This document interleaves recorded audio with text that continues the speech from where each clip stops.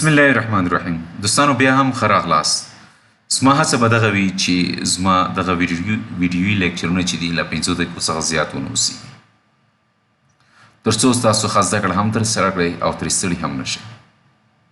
که چیرې کوم لیکچر له 5 دقیقو څخه زیات اوسیږي هغې موخه به یوازې دغه وي چې هغه موضوع چې موږ په هغه لیکچر کې څېړو هغه په بشپړ ډول تر پوښښ لاندې راولو، هغې په هکله بشپړ معلومات ترلاسه کړو. دوستانو زما د نن ورځې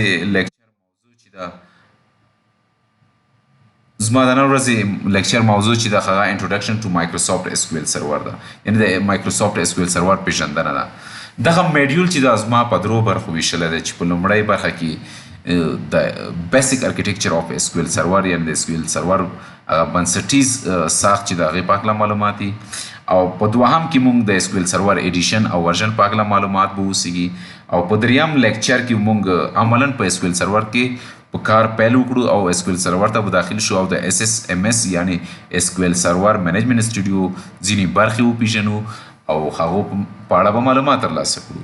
هر هغه څوک چې دغه میډیول په بریا سره بشپړ کړي یعنې موږ سره تر پایه ملتیا وکړي هغه به د دې وړتیا ترلاسه کړي چې د اسکیول سرور بیسیک ارکیټیکچر په هکله معلومات ولري او هغې باندې پوه شي. او په دوهمه کې به د اسکیول سرور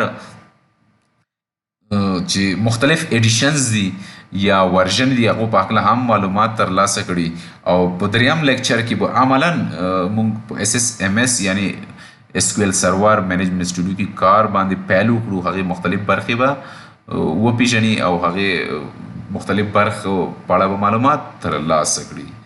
د دې څخه مخکې چې موږ په لومړی